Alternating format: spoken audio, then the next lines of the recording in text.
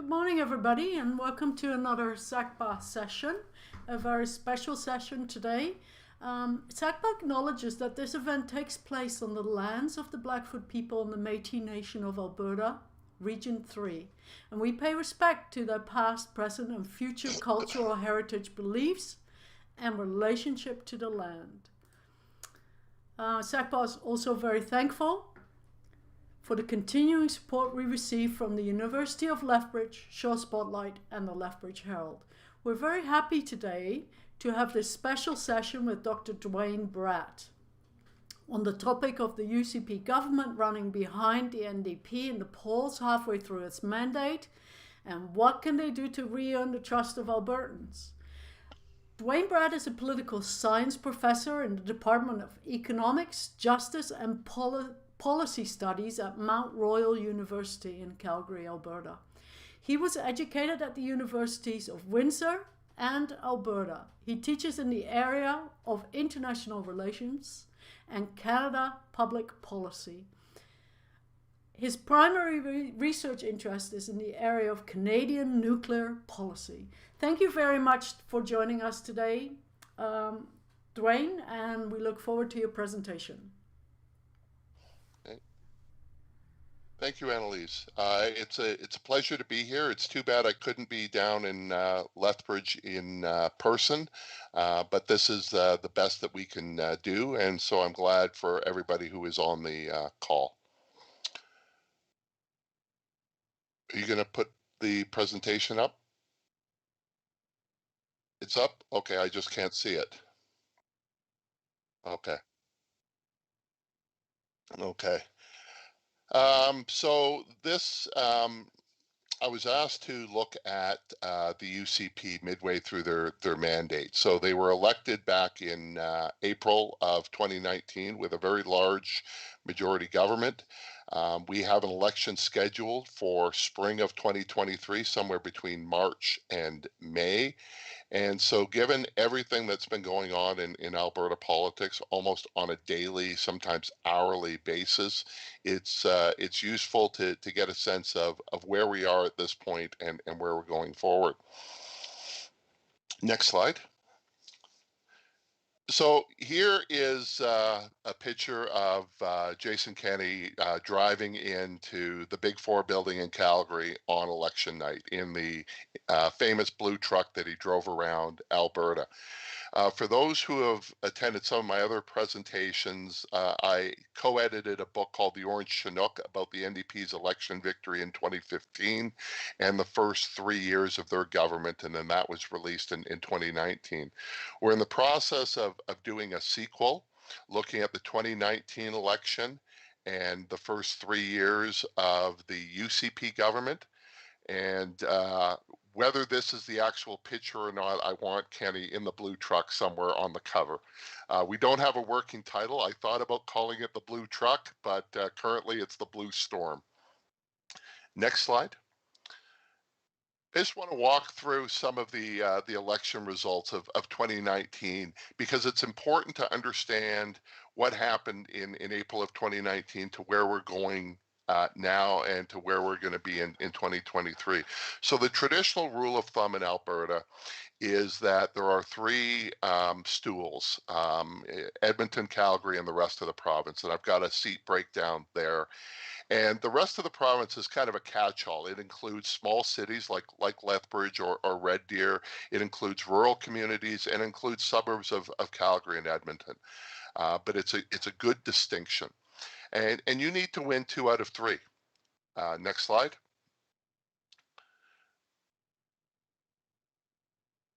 So here is the breakdown. What we see is that we did see a 2-3 split. The NDP dominated Edmonton, won 19 out of 20 seats, well over 50% majority. Calgary was the other way. Again, 23 out of 26 seats went UCP with over 50% of the vote. But what really drove the UCP into power was its overwhelming dominance in the rest of Alberta. The NDP won only 2 seats, one in St. Albert, one in Lethbridge. Next slide. So the overall election results break down here. Jason Kenney refers to it as the largest electoral mandate in Alberta's history, but he's focusing on the fact that 1 million people voted for the UCP. When we break it down by seat, by vote percentage, it was a big win, but unlike previous years, previous switches of government, the opposition was never destroyed. So, when 71 came in and Peter Lougheed wins the election with the PCs for the first time, social credit is largely wiped out. When social credit won in 1935, they wiped out the United Farmers of Alberta.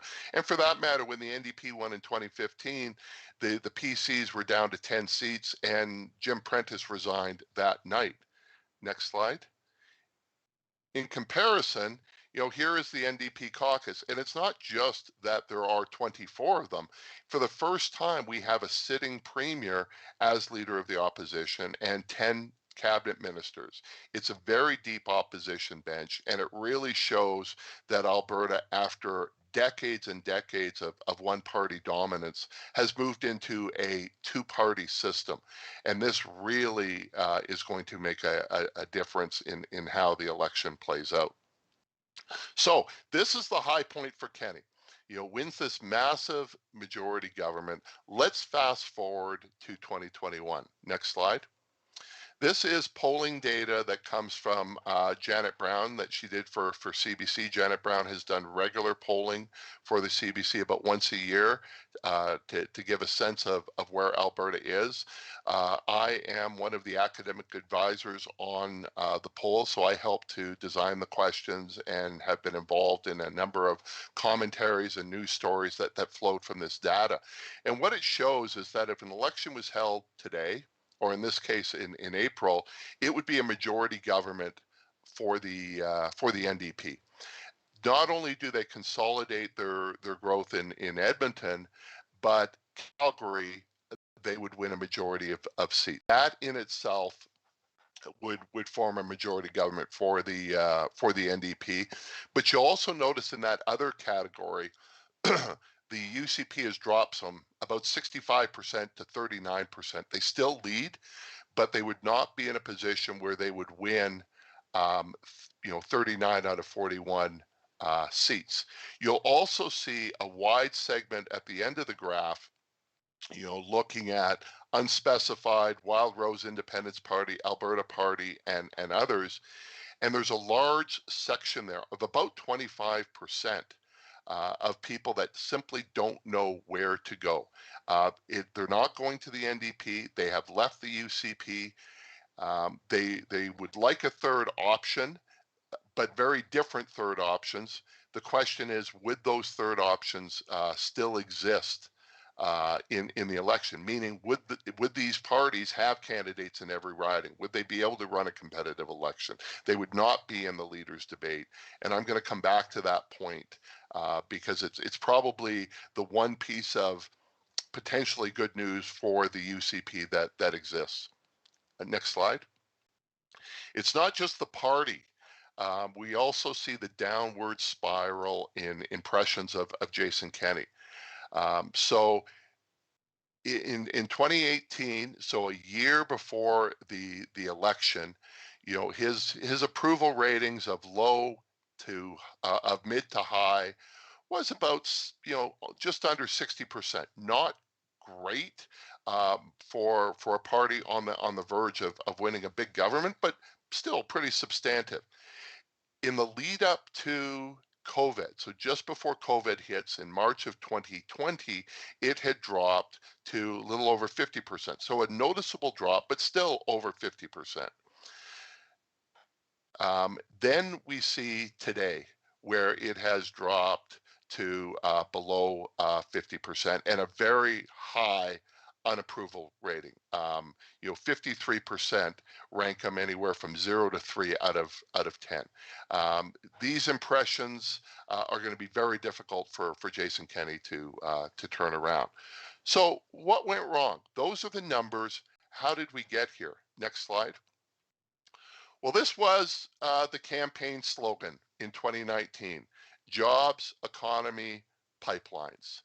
And one of the problems that Kenney's got is he's 0 for 3 right now. Jobs situation is worse now than when he was elected. The economic situation is worse than when he was elected, and no new pipelines have come forward. And in fact, none are expected by 2023, with the exception of the Trans Mountain Pipeline, which was bought and supported by the Trudeau government under great pressure of Rachel Notley. So he could be walking into an election in 2023 where the only pipeline that was built by the preceding government.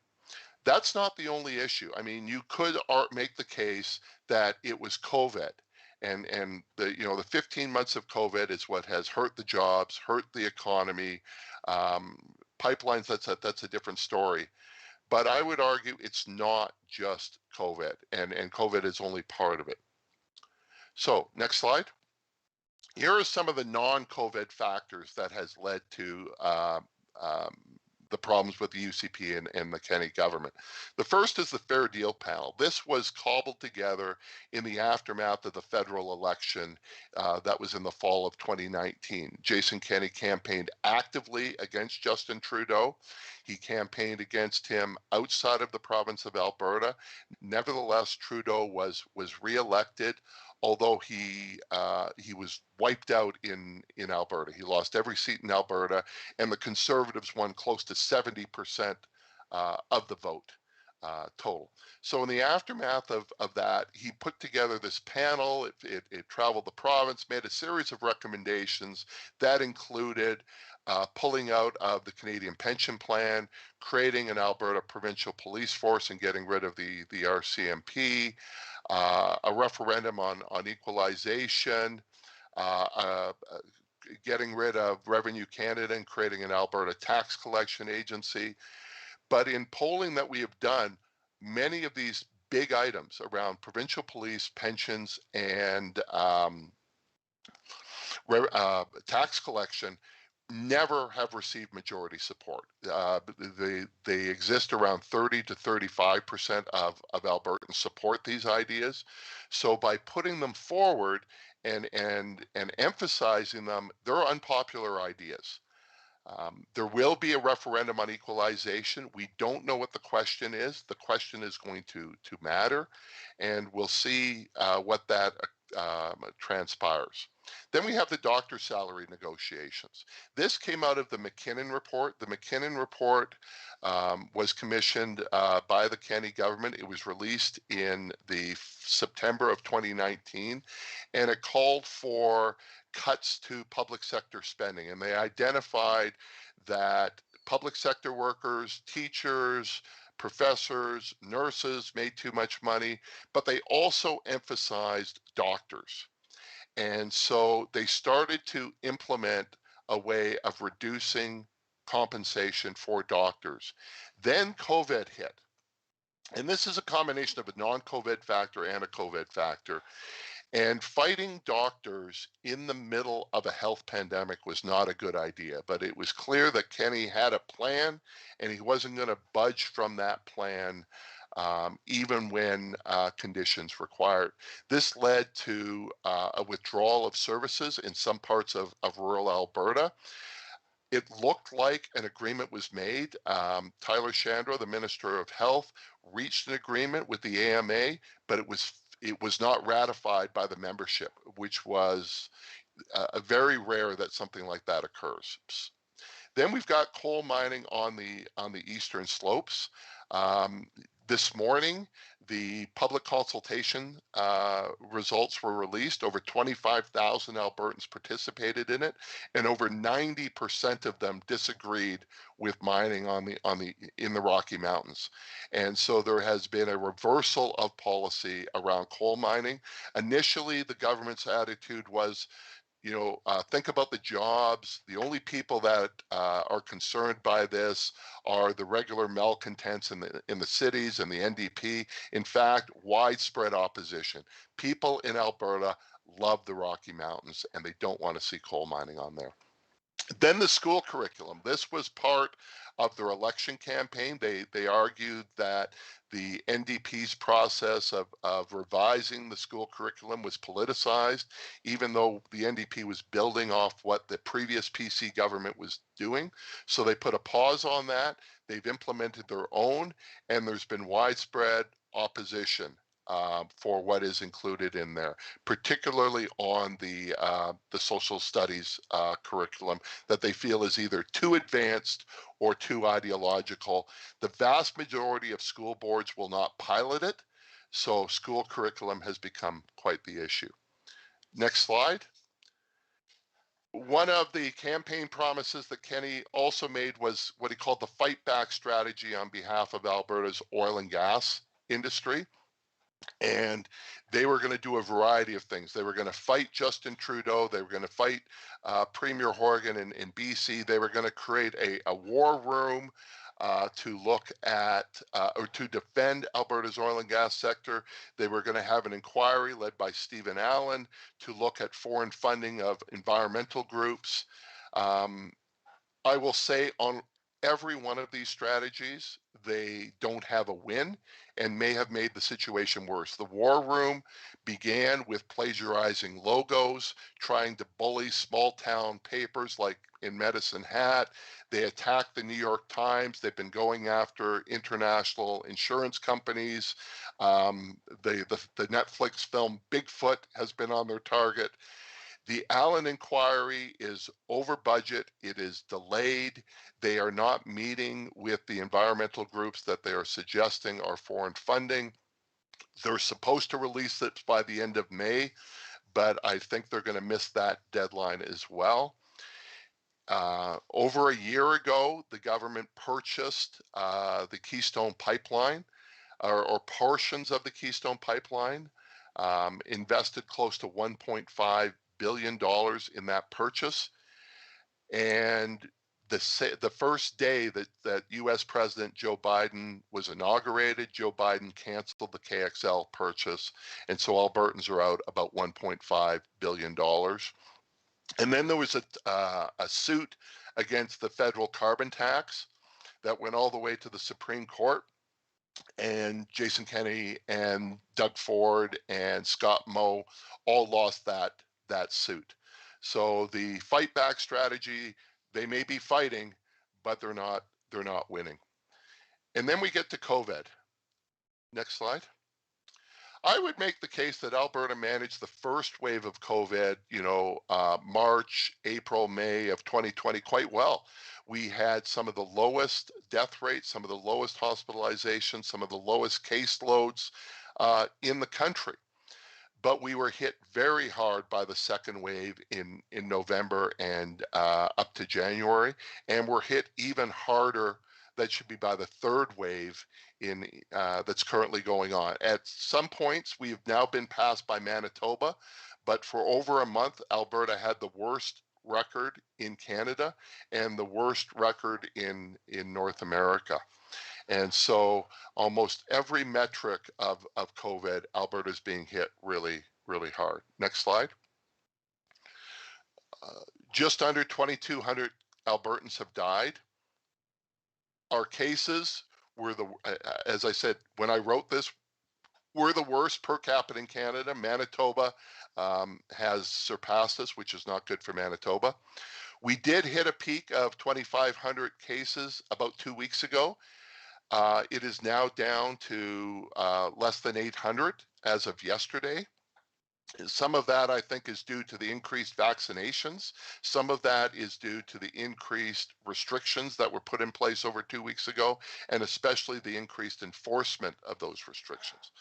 Hospitalizations, however, continue to rise, and they're well over double of what existed in early April. And hospitalizations are a lag indicator from previous caseloads. And ICUs are at the highest ever, and they're threatening to overwhelm the Alberta healthcare system. Next slide. This was from the press conference yesterday, and you can see the baseline ICU beds is 173, and ICU COVID only is above that line. Overall, ICU, which is COVID cases and non-COVID cases, is well above that line. And we haven't hit the maximum capacity, but that's a surge capacity. That was additional occupancy that they put into place. And so we do not want to come close to that red line of 425. Next slide. Why is Alberta so bad compared to COVID?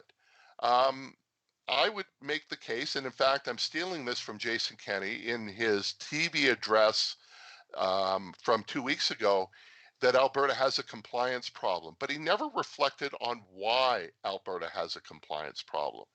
And so I would make the case that Alberta has a compliance problem for three major reasons. One has been government mismessaging. Overall, I think the government has treated COVID seriously and its messaging has been serious.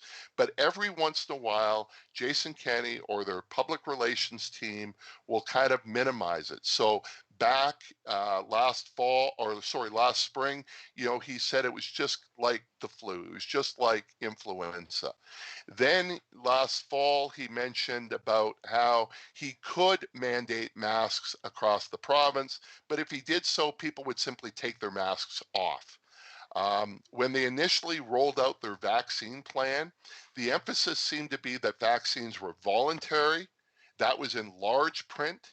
And then in smaller print, it was, but please take the vaccine, it will save your life. And it seemed to put the emphasis on the wrong message.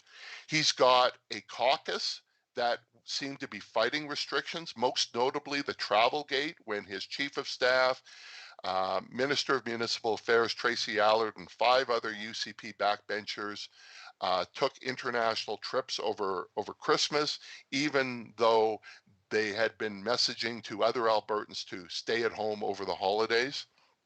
So this has been an ongoing fight within his own people. And finally, the lack of enforcement. Up until the last 2 weeks, we've had some high profile incidents of outright defiance. I think the Bowden Rodeo is probably the biggest symbol of that, but there's been weekend anti-mask protests in Calgary and Edmonton for months. But over the last 2 weeks, we have seen crackdowns. We've seen some of the prominent Christian preachers who are violating it, being arrested. We saw the Whistle Stop Cafe in Mirror, Alberta being padlocked and its owner being arrested. We've seen ticketing of the Bowden Rodeo organizers. So these three things around messaging, the UCP caucus fighting restrictions, and lack of enforcement, I think has been corrected over the last 2 weeks. But at what consequence? How many deaths, how many people getting sick, how many long haul illnesses will we have seen by this delay that could have been done in March or early April? Next slide. The UCP caucus revolt. So this was last week's news. Drew Barnes has been critical. The MLA for Cypress Hill Medicine Hat has been critical of the candidate on almost every file. He wanted a referendum on separation, not a referendum on equalization. He has been upset with the budget.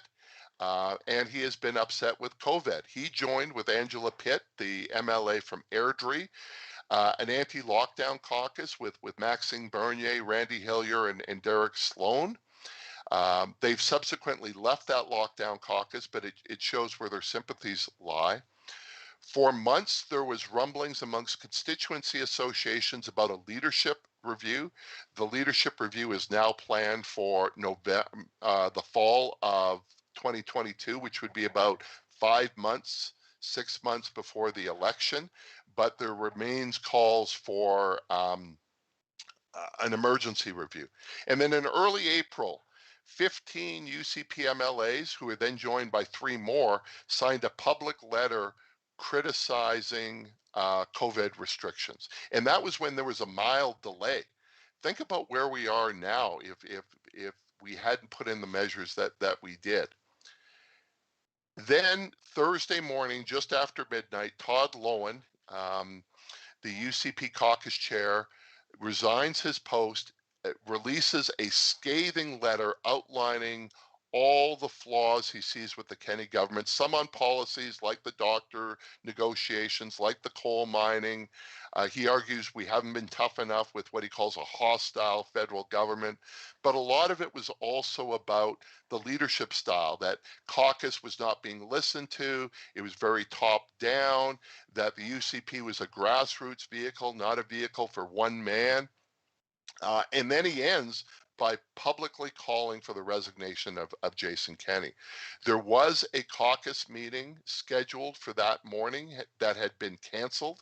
They quickly rescheduled another caucus meeting to vote on expelling Todd Loewen, and then they added Drew Barnes to the list as well. This was a remarkable day. Typically, if you're a backbencher and you call for the leader to resign, that should be a 30-minute conversation with caucus and then you're expelled. The fact that it took 7 hours shows that there's a lot of other UCP MLAs that share Loewen and Barnes's view about Kenney. The fact that it was not a secret ballot, the fact that the results were not released, the fact that a confidential caucus meeting was live tweeted by the Western Standard, a far-right media outlet throughout the day. It was a remarkable day. These two were removed, but I think in the days and weeks to come, we may see more UCP MLAs walk out. Angela Pitt, perhaps, who has joined with Barnes on many of the anti-COVID restrictions file. Dave Hansen, who supported Todd Loewen's letter, and there may be others as well. So while Kenney put down the revolt on Thursday, I think there's still a lot more that could transpire. So is there any good news out of any of this for the UCP? Is the election in 2023 already over? I don't think so. I think there still is a path for victory for the UCP, but it's getting narrower and narrower. So I'm going to conclude by looking at, is there any optimism that Conservatives can have? Next slide. The first is our polling seems to show that the NDP has hit a ceiling of about 40 to 43%. The UCP is down 22 points from the 2019 election, but only 7 of those have gone to the NDP. 15 of them seem to be disenchanted Conservatives, people upset with Kenney, and they don't know where to go. Are they going to go to a different party? Are they going to stay at home? We simply don't know. Now, the NDP, you can win an election with 40 to 43% of the vote. The NDP won 40% of the vote in 2015, but it has to be a multi-party election. If it is a two-party election, having 40 to 43% is not good enough for the NDP. And so that is why I think Jason Kenney is spending so much time trying to keep the UCP united, because if there is a larger splinter from them, that provides an avenue for the NDP. And finally, on the COVID file, this will be the last slide. Vaccinations and the rollout has been steady. It's been increasing. We're at over 2 million Albertans. We're at over 50% of eligible Albertans have now received at least one shot. It's estimated that by June we'll be at 70%, which means we can start to do second shots. This will also allow us to gradually reduce COVID restrictions. When we do that, it's going to reduce societal anxiety, who quite frankly are going stir crazy after 15 months. It will provide an immediate economic boost. And so the vaccination rollout is going to be critical for Jason Kenney. This is a necessary but not sufficient condition for the UCP to prevail. So we need the vaccinations to roll out, but he also has to keep the UCP together, and that's why the caucus revolt was so important. And there's also the legacy of COVID. Are people going to say, well, the economy is working again, the restrictions are gone, Are we not going to remember the 2,200 people who died? Are we not going to remember not being able to go to our parents' or grandparents' funeral? Are we not going to remember, for a social conservative, the shutting down of certain churches? Um, 2 years is a long time, but I think what has transpired over the last 15 months is so important that people are going to keep that in mind. So things are bleak for the UCP now. There is a pathway for victory, but it is narrow for them right now. And with that, I'll conclude my presentation, and we can start to open it up for questions and comments. Thank you. Thank you very much. I will jump right into the questions. And the first question is I guess, more of a comment by Ian Hurdle.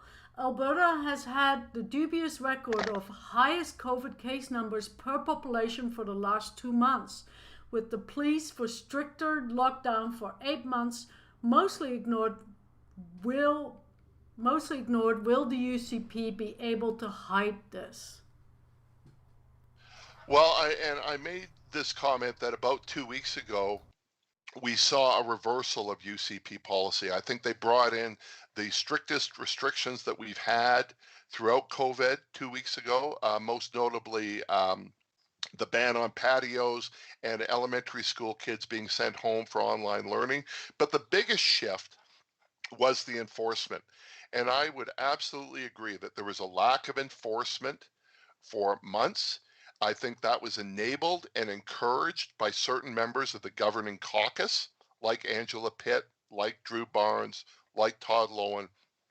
But there has been a change. The question is, was it too little too late? In other words, how many people died? How many people got sick? How many will continue to be sick because of not doing this in, let's say, late March or early April, but waiting till the situation was so dire before taking action?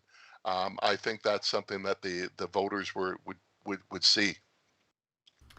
Our next question comes from Knut Peterson. While it can be argued that Kenney is politically savvy, is it fair to say that he really doesn't have a good grasp on how to run the province, made even worse by a very shallow MLA talent pool? So there's a couple things on this. There's been a lot of discussion that I have seen that suggest that Kenney was overrated, that he didn't have the political skills that people made the case for earlier.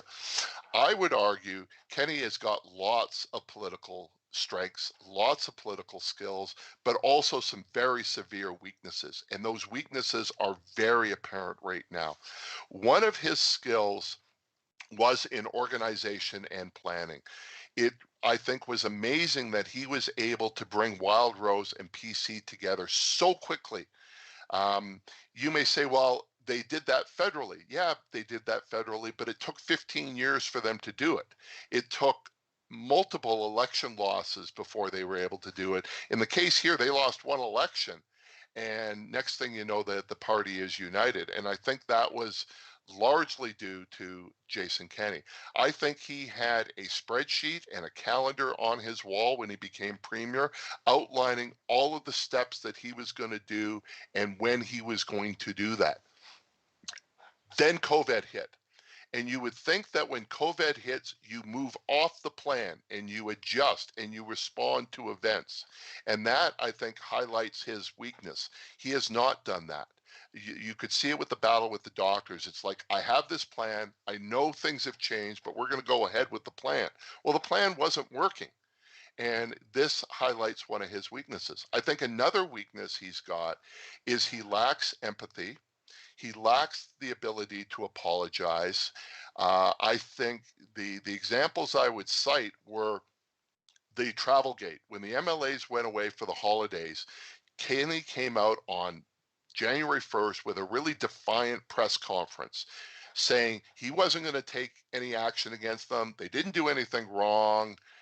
And there was such a backlash over the next couple days that they had to retreat, but he didn't apologize. He sent Rick McIver and Tyler Shandro out to apologize. On the coal mining, he sent Sonia Savage out to apologize. So Kenney doesn't do empathy. He doesn't do apologies. And then finally, he has surrounded himself with a handful of advisors, not only combative. You can see this on social media where they attack any potential criticism of the government by claiming that you must be an NDPer or why do you hate Alberta? And I also think, related to the combativeness, Kenney was an Alberta-based MP for about 20 years federally, but he didn't spend a whole lot of time in Alberta. He spent most of his time in Ottawa, traveling internationally, or working for conservative votes in BC or Ontario or Quebec. So his knowledge base of Alberta, I think, is dated. It could very well be the early mid 1990s when he was with the Alberta Taxpayers Federation. So I do believe Jason Kenney has an awful lot of political skill. I also think he has some big weaknesses, and I think COVID has really highlighted those weaknesses. Our next question comes from Trevor Page. To what extent do you think Alberta's COVID-19 record will affect the results of the next election? Oh, I think it's going to be critical. I think most premiers and the prime minister in the early stages of COVID got a bump. We saw John Horgan get reelected. We saw Scott Moe get reelected. We saw the government in New Brunswick get reelected. If an election was held today, Justin Trudeau would get reelected. Kenney never got that bump, even though, as I said, I think Alberta handled the first wave quite well. And I think his COVID response has been so weak that it will be the election of 2023. While there's so many different issues out there, the focus is going to be on COVID and how Kenney responded to COVID. So I think you're right on that. Our next question comes from Knut Peterson. Is there a new UCP leader waiting in the wings? ... Brian Jean ... Jason Nixon, or someone totally new? So I find it absolutely amazing that we are talking about the replacement of Jason Kenney, given that he was the architect of this party. He brought it together. Todd Loewen may say, well, it was a grassroots party. It was not a vehicle for one man. Well, that one man was indispensable to creating the party. He wins a large majority government. And then 2 years later, we're talking serious conversations about who could replace him.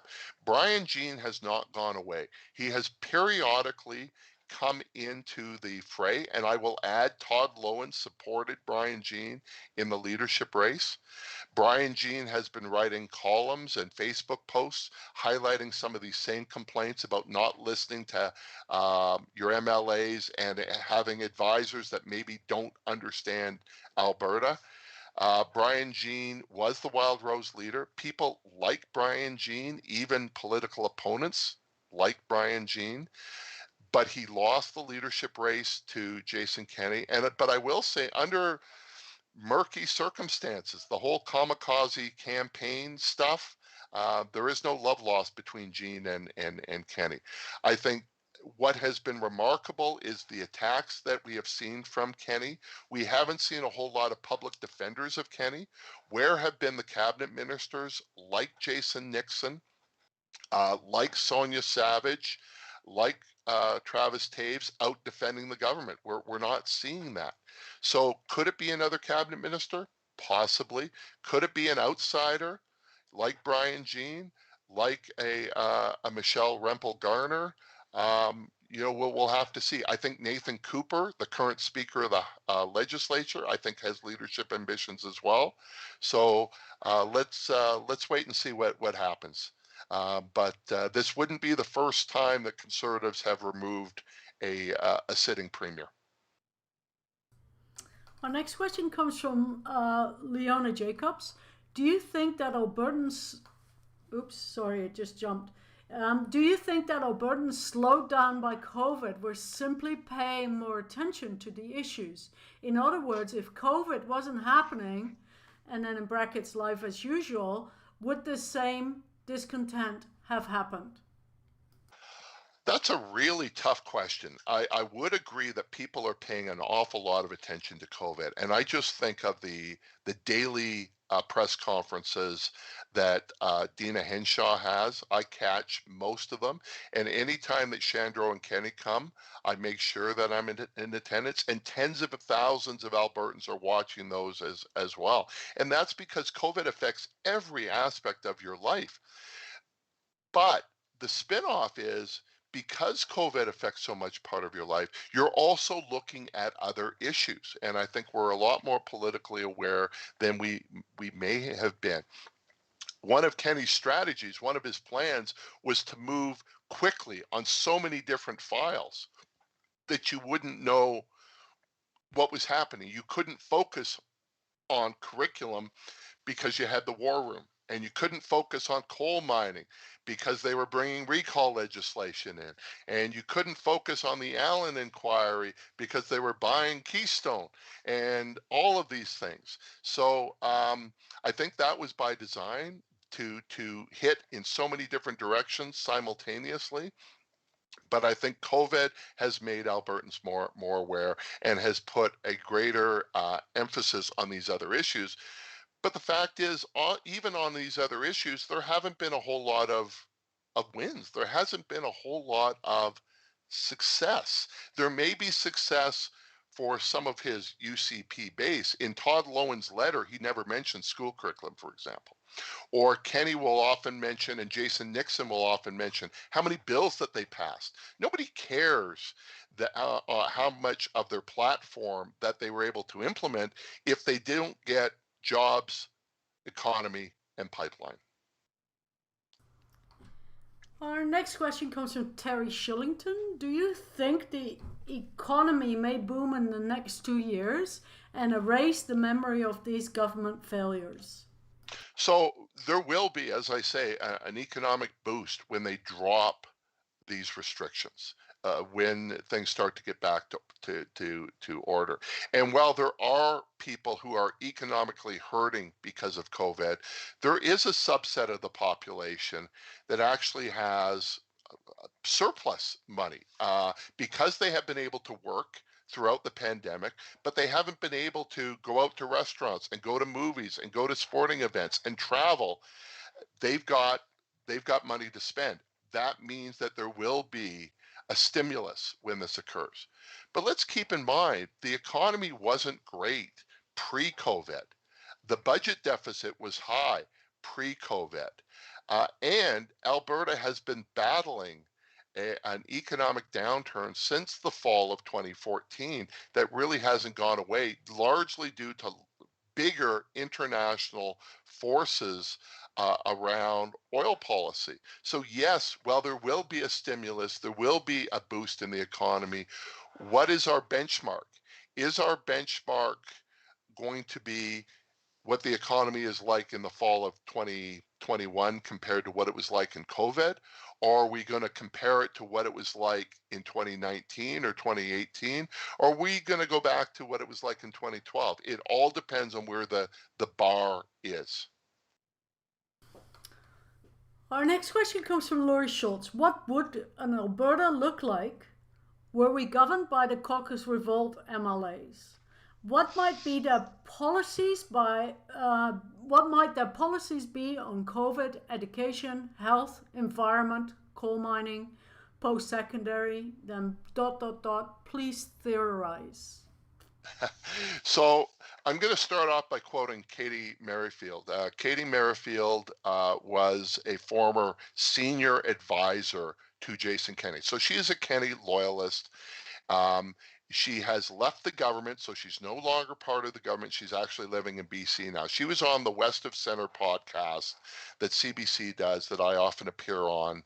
I wasn't on this particular one on the weekend, and she was criticizing Lowen and Barnes and some of the others. She said 80% of the UCP caucus are great people. She goes 20% of them couldn't properly run a lemonade stand on a hot summer day.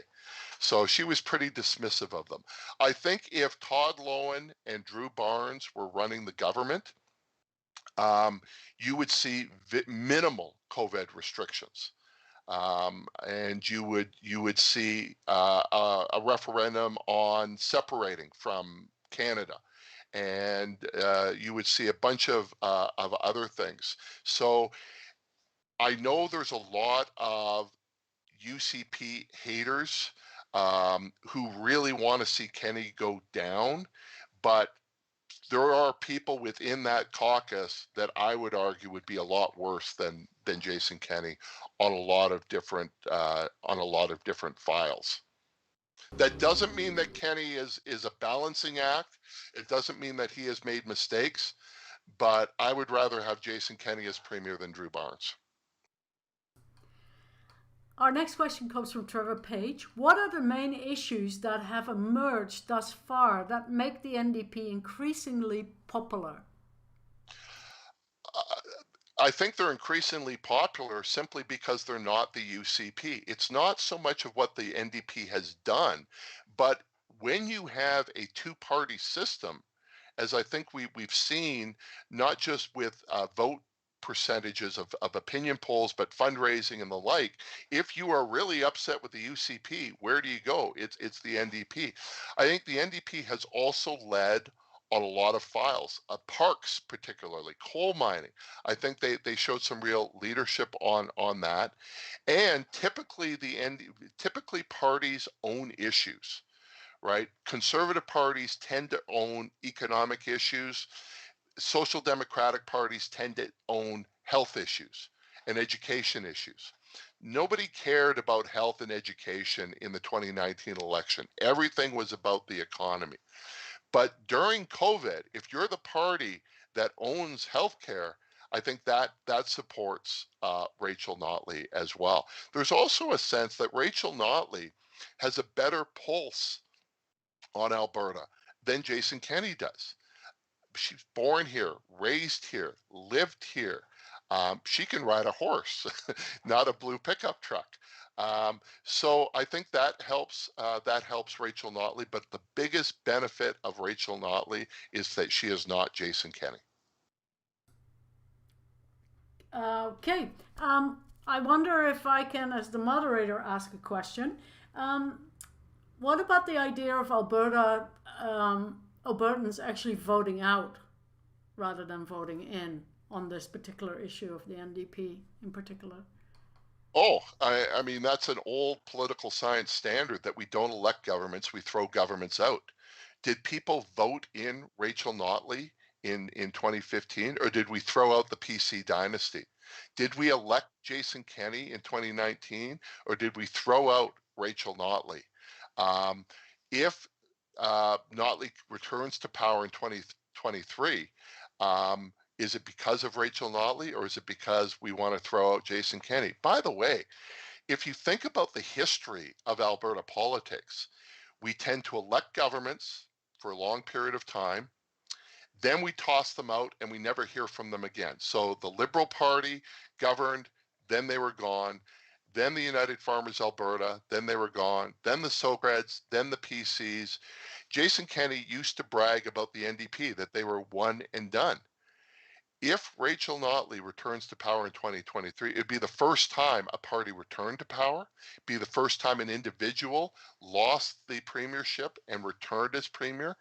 We would be like many other provinces in this country. In the sense that we have a party on the left and a party on the right.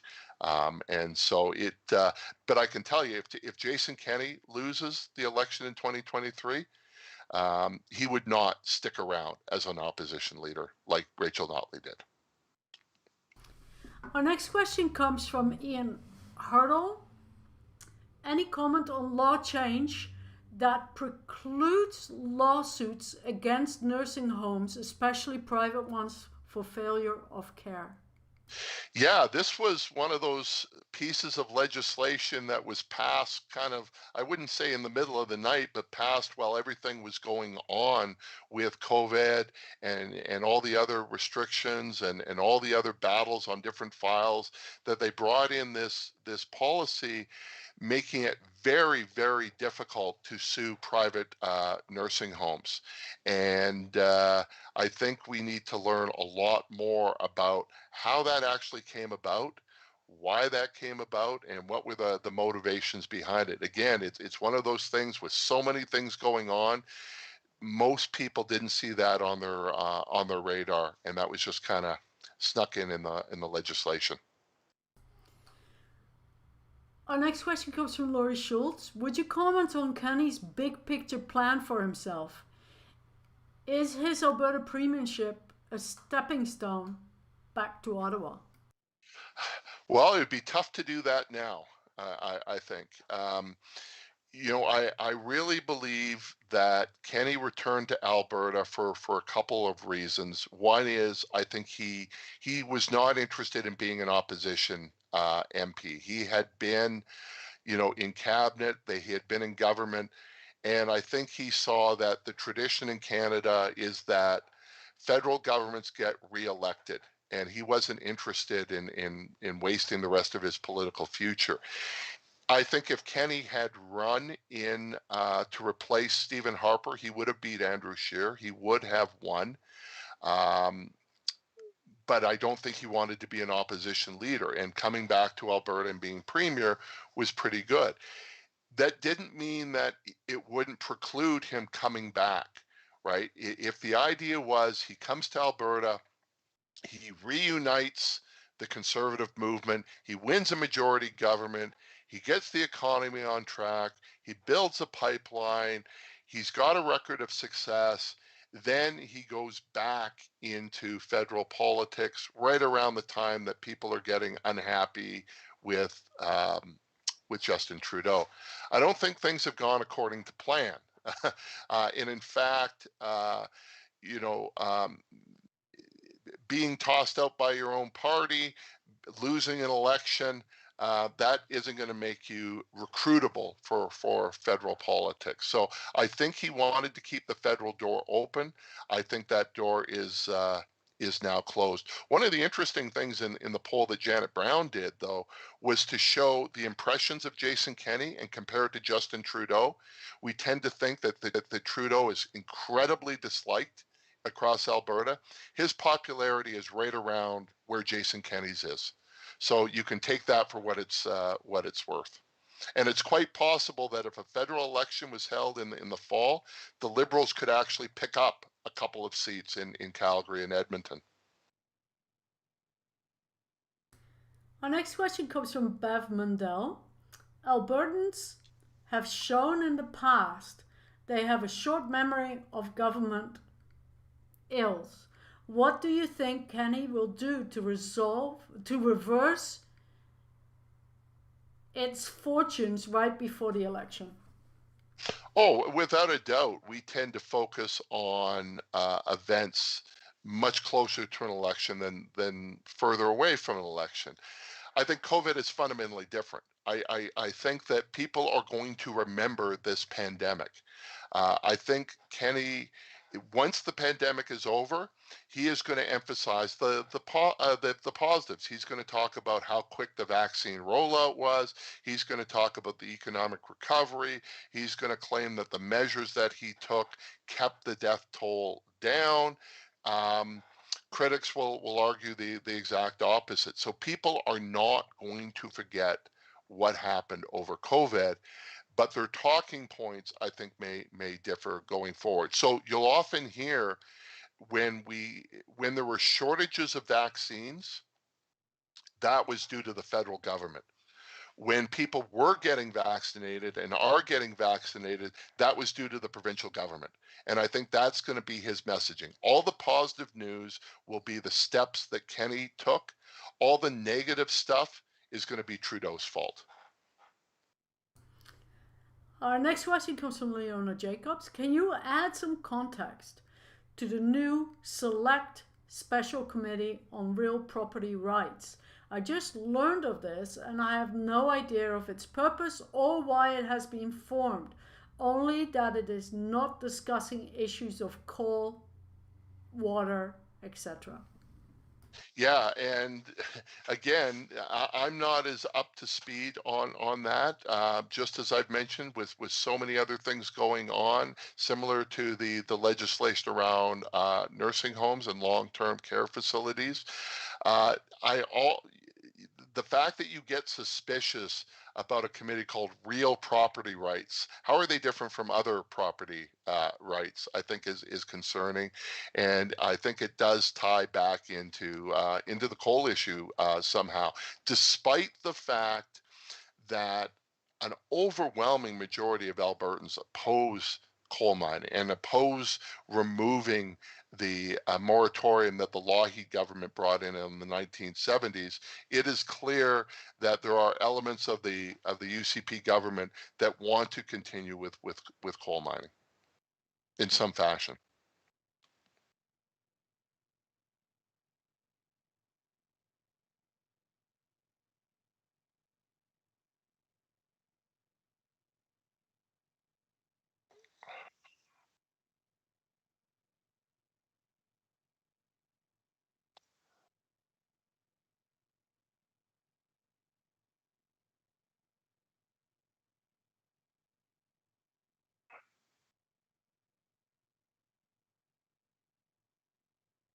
Oops, my mic was off. Sorry folks. I was just reading out the thank yous there from Laurie Schultz and Jim Miller that were in the chat. Dwayne, before we wrap up this session, do you have a take-home message for our viewers? Yeah, I would say, given that we're focused on politics, particularly electoral politics, it is not a surprise. It's been the theme that the UCP government right now is in a lot of, because it has opposition outside of the party and it has opposition within the party.